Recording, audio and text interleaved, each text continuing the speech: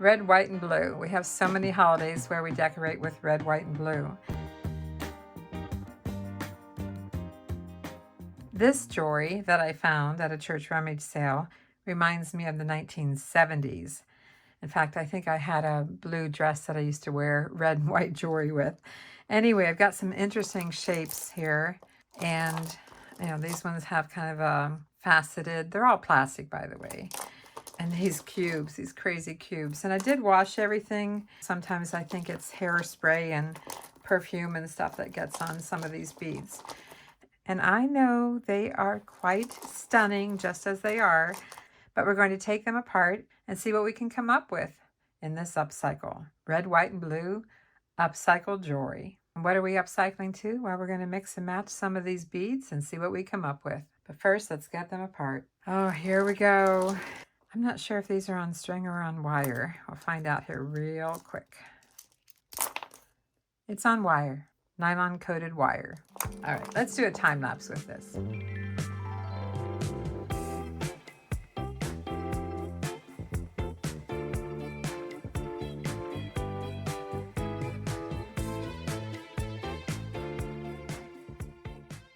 Oh my, what have I done? What a mess I have here. And these little gold plastic beads are all over the place. I was actually surprised that when I washed the jewelry that they didn't lose their coating. This one I let soak for several days. It had the most hairspray and stuff on it. Okay, I'm going to get these organized by style. In fact, I think I'm going to put them in a bowl or a dish.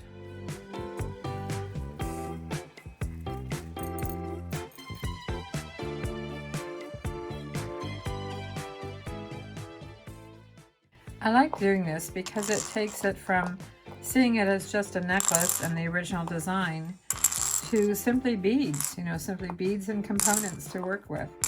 So that's why I like to go ahead and just separate the necklaces and see what I've got to work with here.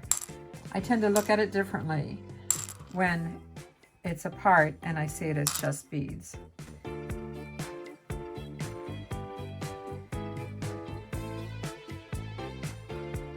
I think I'm going to break it down now by size.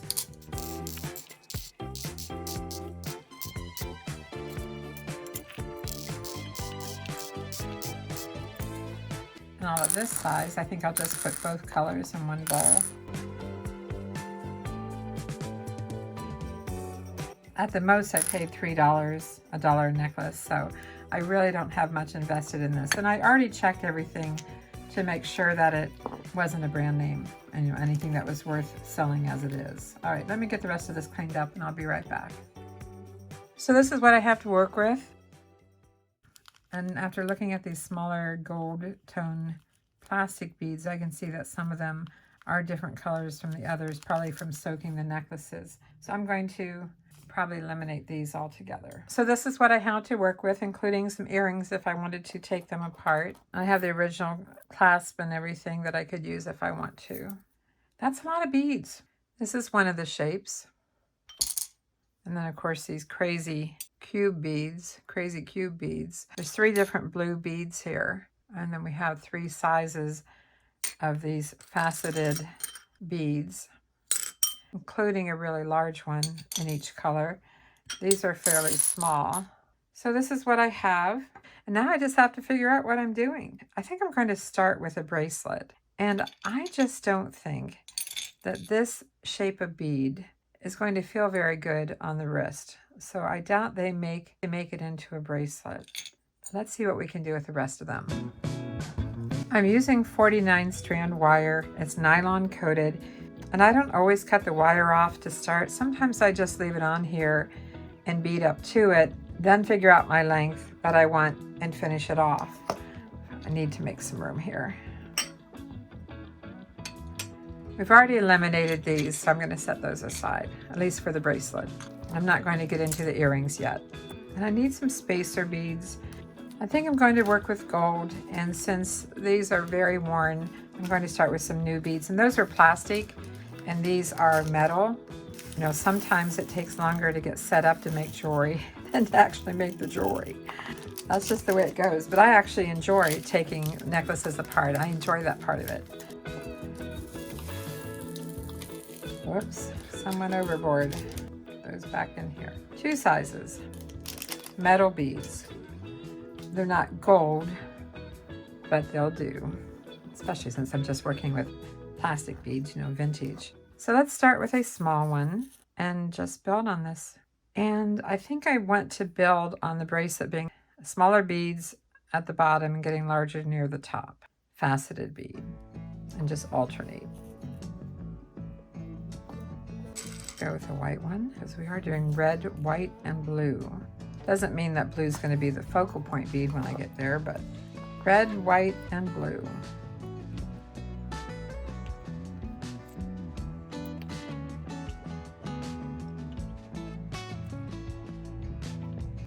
Get the bigger bead, the larger one now.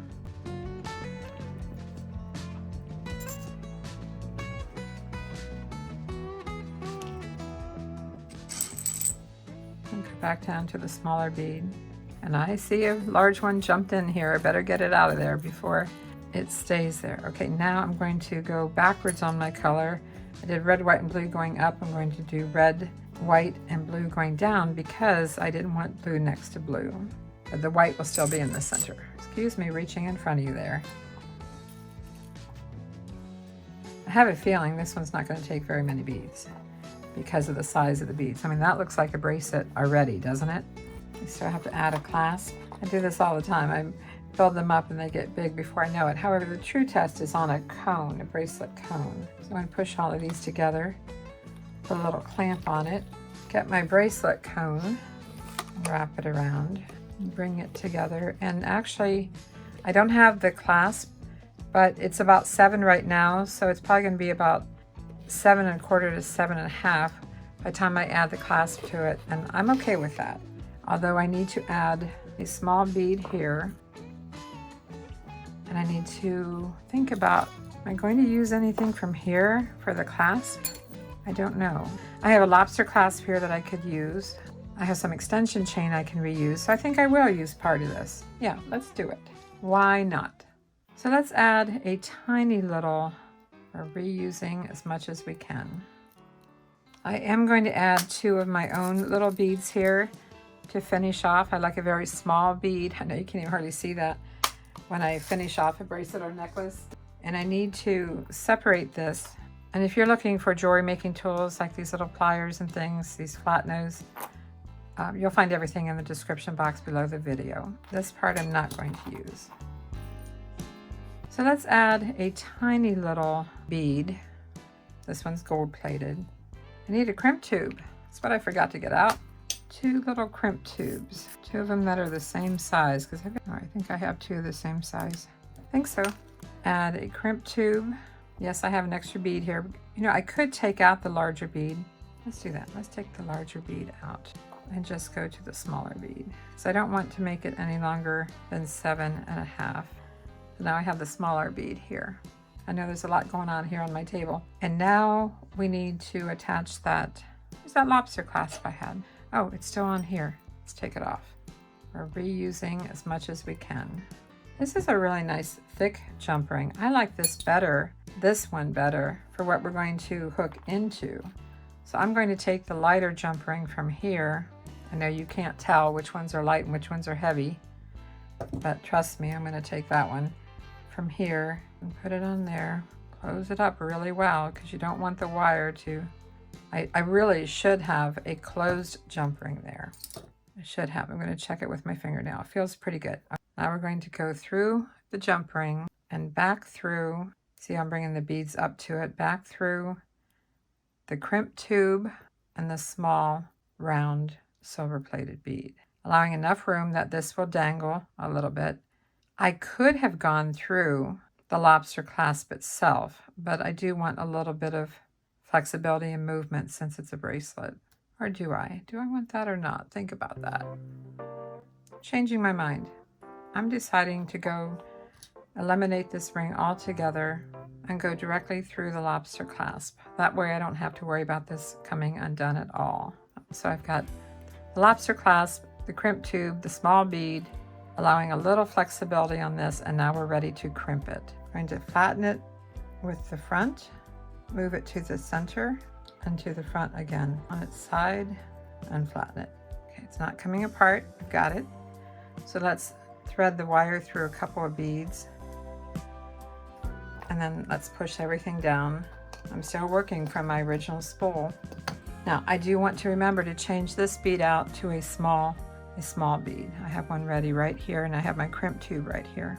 I don't have a closed gold jump ring. I have a really strong gold jump ring that I took off the original necklace. Close this up, give it a pinch, test it with my fingernail, and I can't get my fingernail through there, so I feel good about this. So let's cut off and allow ourselves, better too much than not enough, about 1.5 inches of wire. Set that aside. Change out this bead before I forget.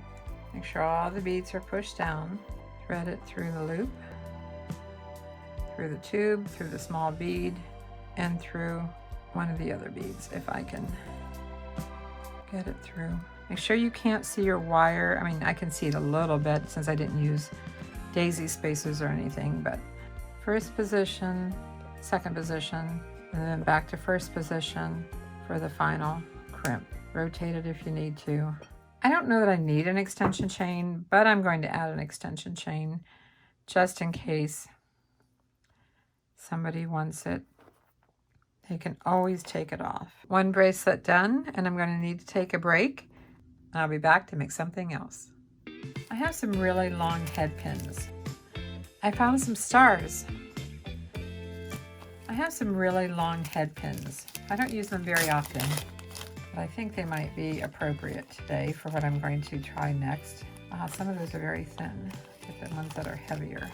These are about 3 inches long. And I have a little clasp here, and I'm thinking about making a purse charm. A red, white, and blue purse charm. I'm going to start with a small silver plated bead and a daisy spacer. We're doing red, another daisy spacer, white. I'm using up that head pin really quick now, aren't I? That might be too large. White, and I can always add in some other beads for this. Red, white, and I'd like to use a cube bead. Not sure what size. I have to tell you, I'm not liking this together at all. I thought I would, but I'm not. Not liking it. Start over. Try again. Red, daisy spacer, white, daisy spacer, and blue.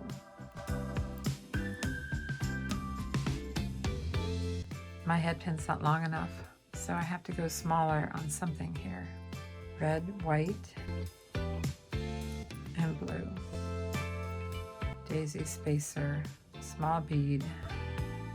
It's not real exciting. I was hoping to use different shapes, but the cubes overpowered it. I'm limited to the length of my head pin. I would like at least one of these beads to be a different shape. I don't like the fact that they're both the same shape. I'm okay with this one. Getting in my stash of white beads, and I have these kind of flat, round beads, kind of like a donut shape. Let's see what happens. And they're just plastic as well. They're vintage beads. I like that better. How about you? And of course, they're going to spin, they're going to turn. I found some stars, little metal stars. Let's do a little round bead, a star, and a small round bead to finish it off. They're all going to turn, they're all going to spin. I'm pushing everything down, bending this at a right angle. I'm going to make a nice size loop on here, which I'm going to open sideways, put it through here, close it up, make sure it's closed really well, and we have a little purse charm. I like the fact that it has 3 different shapes of beads. So I think I'll make another one of these and put them on our website. Our eBay store listing is below the video, but I'm going to make something else too, so hang in here with me. But first I'm going to make one more of these.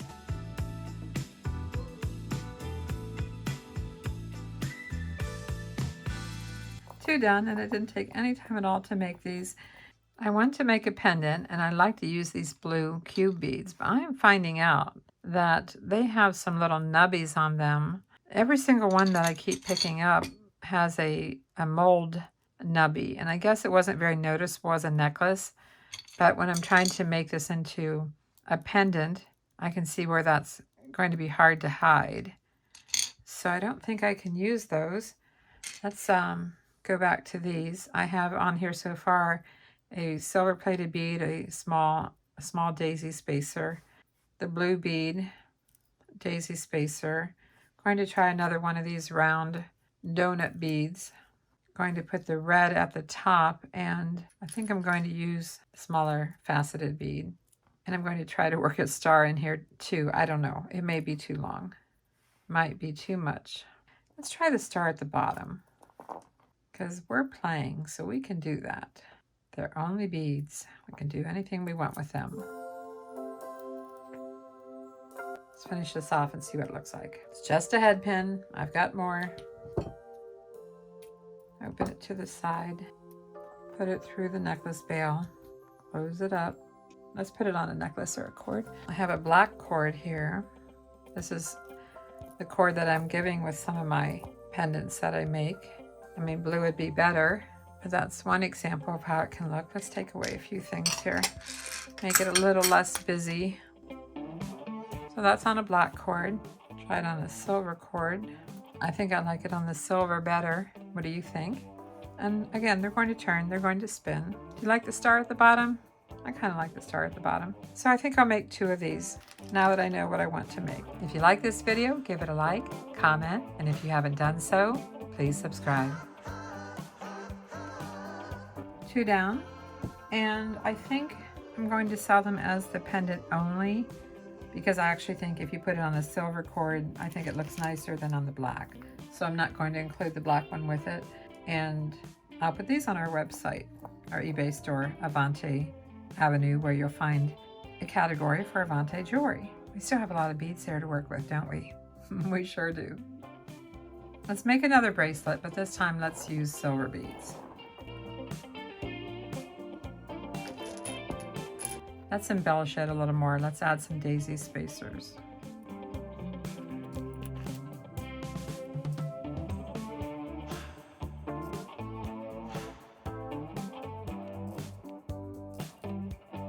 This is my pattern, but I'm changing it up a little bit. Just a little, adding some daisy spacers. And I think I'm going to add a star on each side of the white bead in the center.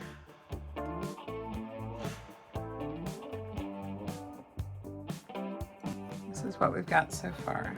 So I'm not using the round beads, I'm using daisy spacers instead.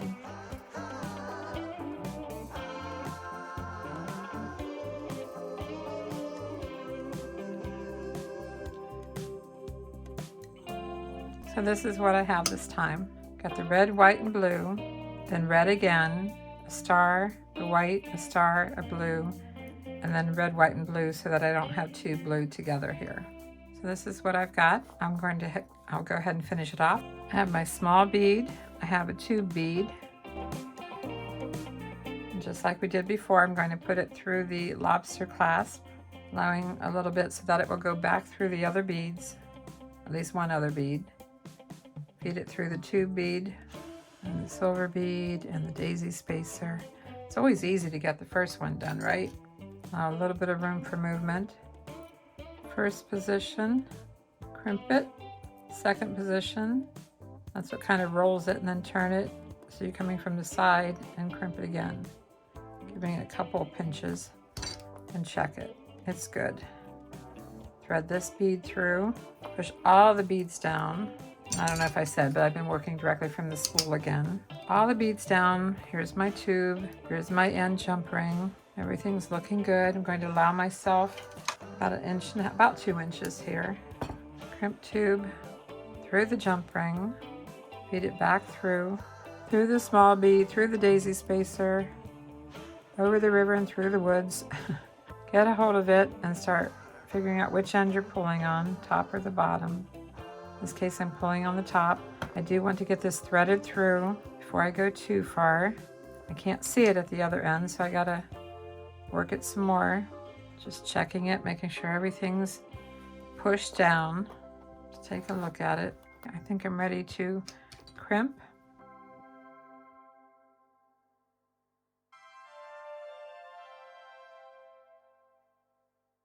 And we have another bracelet. A tiny little star on the end. Cut off the tail. And we have another bracelet. And I need a little bit of extension chain for it. Let's see what size we have. As it is, it's about 7 1/4. And I have some here. It's just bead along. It's always hard to get a hold of twisty chain. Attach the chain to the jump ring. Make sure it's closed. I like to give it a little pinch. Decide how long you want it. Probably about, for me, like, 5 loops or so. Close that up for next time. I think I'm going to add a tiny little star on the end. Just going to bend it at a right angle.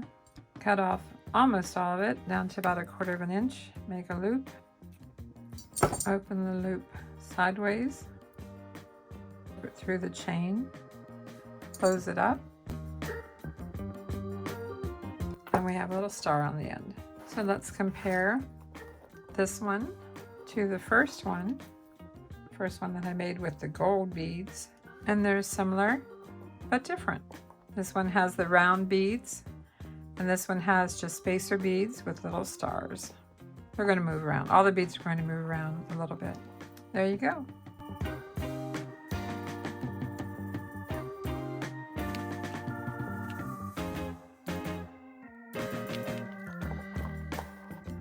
We didn't use these, but they have these nubbies, and even though I washed them really well, I'm just not impressed with the finish.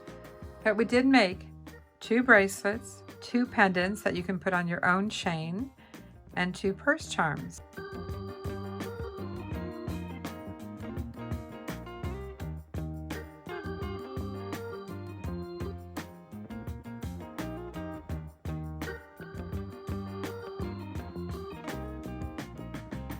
And you'll find a link for all of these in the description box below this video. It will take you to our eBay store, Avante Avenue, and directly to our category for Avante Jewelry.